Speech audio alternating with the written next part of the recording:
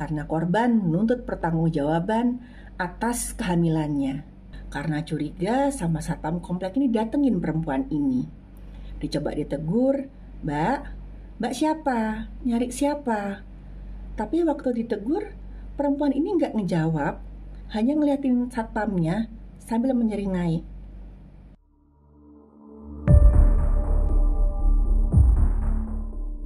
Halo, saya Dr. Stefani. Saya seorang dokter spesialis forensik dan saya melihat apa yang tidak semua orang lihat.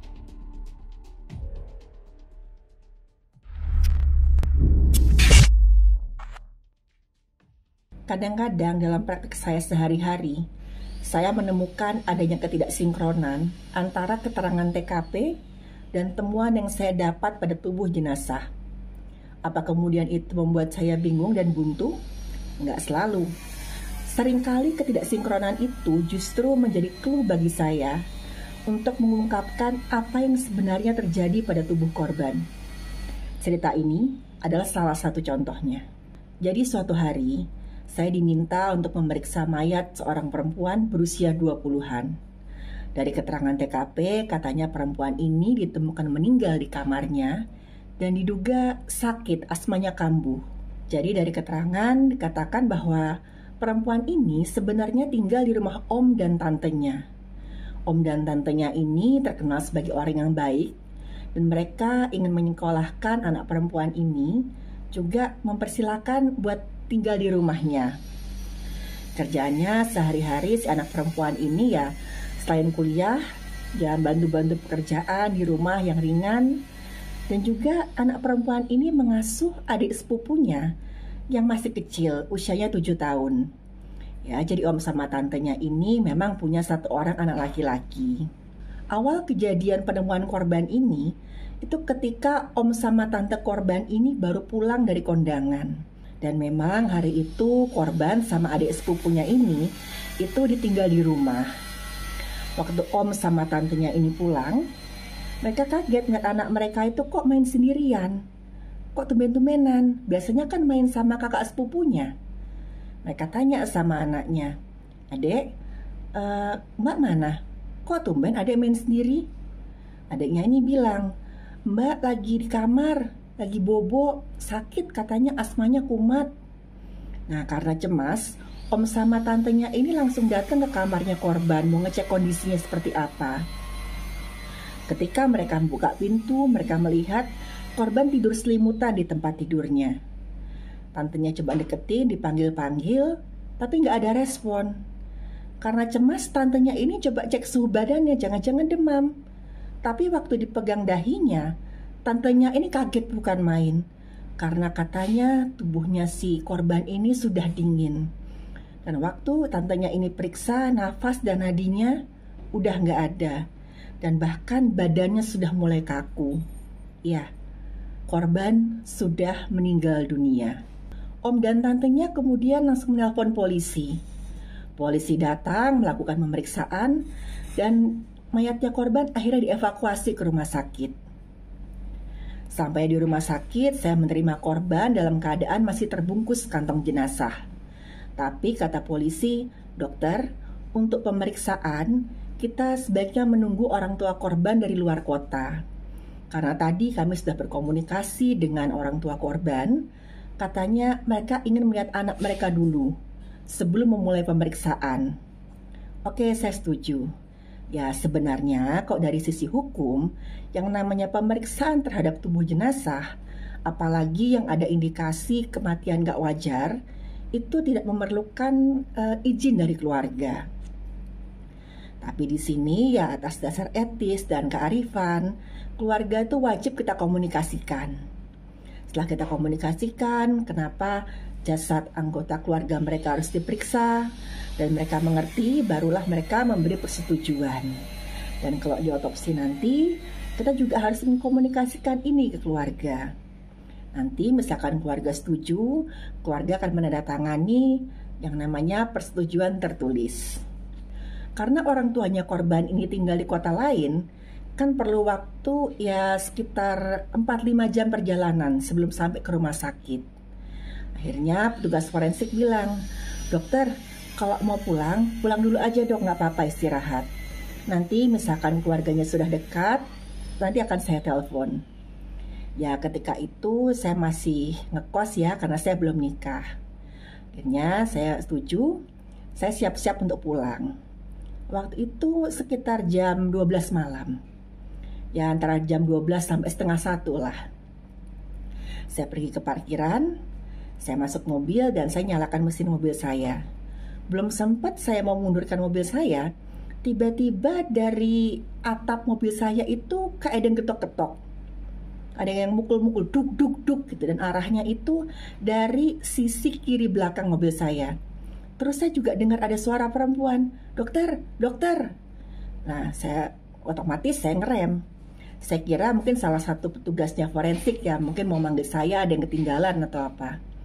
Saya keluar dari mobil, saya lihat ke sana sini tapi nggak ada orang. Saya di parkiran itu sendirian. Ya karena waktu itu juga saya udah capek.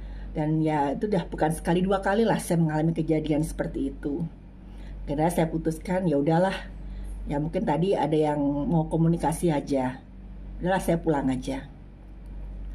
Saya pulang ke kosan saya dan saya beristirahat. Ya kurang lebih ya sekitar jam setengah 6 pagi, petugas dari forensik nelpon saya. Mereka bilang, dokter, saat ini keluarga sudah berada di rumah sakit bersama penyidik. Dan keluarga setuju untuk dilakukan pemeriksaan terhadap korban. Oke, akhirnya saya bersiap-siap dan saya kembali ke rumah sakit. Sampai di rumah sakit, saya bertemu dengan penyidik dan juga dengan keluarganya korban, bapak ibunya. Dan mereka bilang kalau mereka tuh setuju dilakukan pemeriksaan terhadap anak mereka. Tapi untuk sementara ini mereka minta dilakukan pemeriksaan luar dulu aja. Dan setelah nanti misalkan saya menemukan tanda-tanda kematian gak wajar yang mengarah ke tindak pidana, baru nanti mereka menyetujui untuk dilakukan otopsi. Misalkan tidak, ya mereka gak mau anak mereka diotopsi. Mereka menganggap anak mereka meninggal karena sakit dan mereka ingin cepat-cepat anak mereka dibawa pulang. Oke, saya setuju. Kemudian saya bersama tim forensik mulai melakukan pemeriksaan luar terhadap tubuhnya korban ini. Waktu kami melihat korban di dalam kantong jenazah, korban itu kelihatan sekali tanda mati lemasnya jelas. Bibirnya korban biru dan juga jaringan di bahu kukunya tuh semua kebiruan. Nah, saat itu korban ya untuk kesan gizinya cukup, nggak ada tanda-tanda ya penyiksaan atau penelantaran. Dan korban ini punya rambut sebahu, agak ngikal, dan waktu itu menggunakan baju daster warna biru. Kami melakukan pemeriksaan, dan sekilas lalu itu nggak ada yang aneh sih di tubuhnya korban. Baru setelah kami memeriksa bagian wajah, disitulah saya menemukan adanya temuan yang tidak sinkron dengan keterangan TKP-nya. Waktu saya memeriksa bagian bibir, sekitaran mulut korban, di balik bibir korban, saya ketemu luka lecet dan memar yang bentuknya itu seperti cetakan gigi. Jadi pola luka seperti ini itu didapat misalkan ada kekerasan tumpul yang sifatnya tuh menekan bagian mulut korban begitu kuatnya sampai giginya itu tercetak gitu. Jadi tercetak di bagian bibir dalamnya korban ini. Padahal tadi dari keterangan TKP, saya dengar itu korban ditemukan dalam posisi terlentang, tidurnya terlentang. Saya periksa juga tubuhnya korban di bagian lain, dan waktu saya meraba bagian perut, itu kayak ada yang teraba gitu di bagian perut bagian bawah tengah. Dan saya kemudian mengomunikasikan temuan saya ini ke penyidik. Dan penyidik langsung mengatakan, baik dokter, setelah ini kita akan siap-siap untuk otopsi. Saya akan mengomunikasikan ini ke keluarganya korban. Karena ini sudah ada indikasi ada tindak pidana terhadap diri korban ini. Penyidik mengomunikasikan ke bapak dan ibunya korban, dan mereka menandatangani surat persetujuan otopsi. Dalam pemeriksaan dalam, itu semakin jelas saya ketemunya. waktu saya memeriksa bagian paru-paru, tadi kan keterangannya korban ini meninggal karena sakit asmanya kumat. Tapi di paru-parunya korban ini saya nggak menemukan tanda-tanda yang menunjukkan kalau korban ini meninggalnya karena asma. Karena biasanya kalau korban yang meninggal karena asma, itu bagian saluran nafasnya itu dipenuhi lendir. Ya, jadi lendir itu menyumbat saluran nafasnya sampai korban nggak bisa bernafas. Nah, tapi waktu saya memeriksa bagian rahimnya korban, saya lihat memang rahimnya korban membesar. Dan waktu saya membuka rahim korban, saya menemukan ada janin bayi yang kira-kira usia kandungannya sekitar 2-3 bulan. Ya, korban dalam keadaan hamil. Setelah otopsi selesai, saya mengomunikasikan hasilnya ke penyidiknya.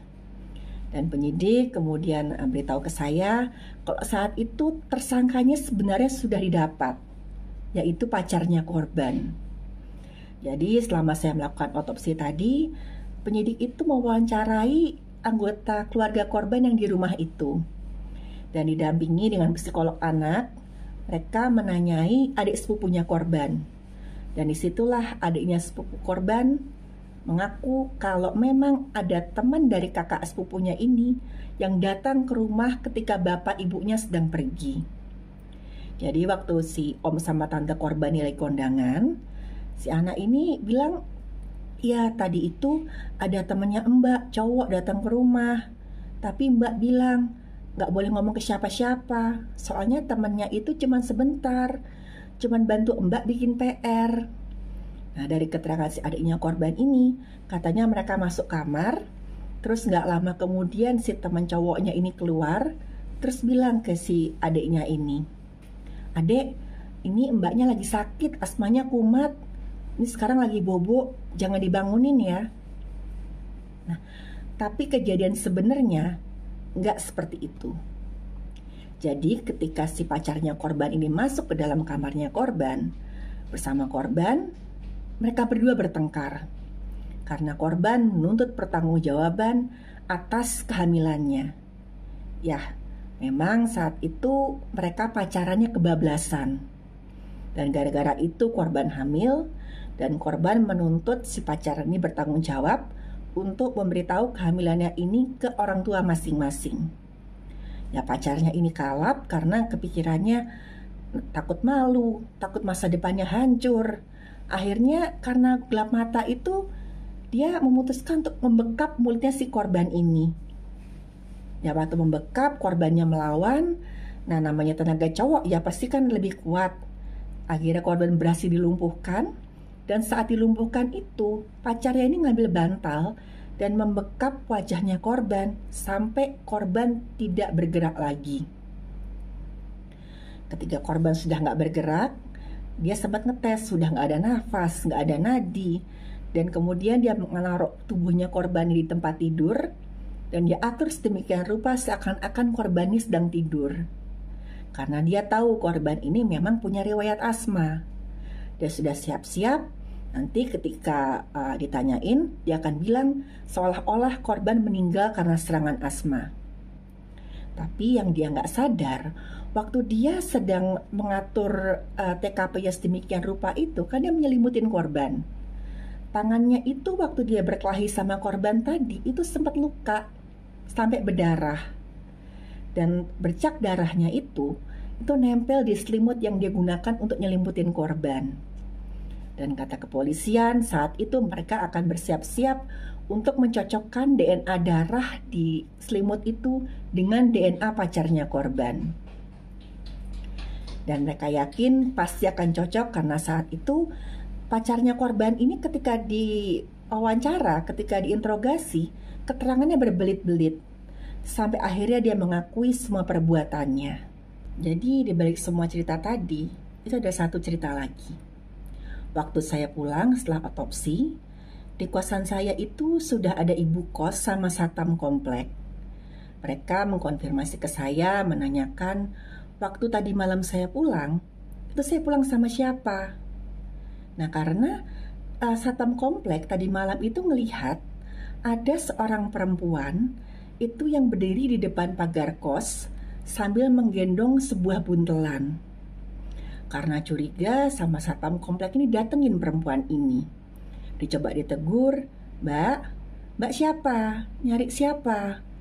Tapi waktu ditegur, perempuan ini nggak ngejawab, hanya ngeliatin satpamnya sambil menyeringai. Karena sadar ada yang nggak beres, akhirnya satpam komplek itu balik badan, dia jalan ke arah posnya. Waktu di jalan, dia sempat nengok ke belakang, ngelihat, tapi perempuan itu udah nggak ada. Padahal itu baru jalan sekitar kurang lebih 2-3 meteran lah. Nah setelah itu, akhirnya satpam melapor ke Pak RT, dan Pak RT menceritakan itu ke ibu kos saya. Waktu saya tanya, ciri-ciri perempuannya seperti apa? Kata satpam komplek, perempuan itu pakai baju daster warna biru muda, rambutnya pendek dan agak ngombak. Ciri-cirinya yang diceritakan oleh satpam komplek sama seperti mayat yang tadi baru saya otopsi. Saya doakan siapapun perempuan yang waktu itu dilihat oleh satpam, semoga dia mendapatkan ketenangan. Itu tadi salah satu contoh bagaimana misalkan seseorang itu mau mencoba menutupi bukti kejahatannya dengan memanipulasi barang bukti, dia justru akan menimbulkan banyak barang bukti baru. Saya berharap saat ini korban dan anaknya diberi ketenangan. Dan semoga kita semua dijauhkan dari hal-hal yang buruk di luar sana.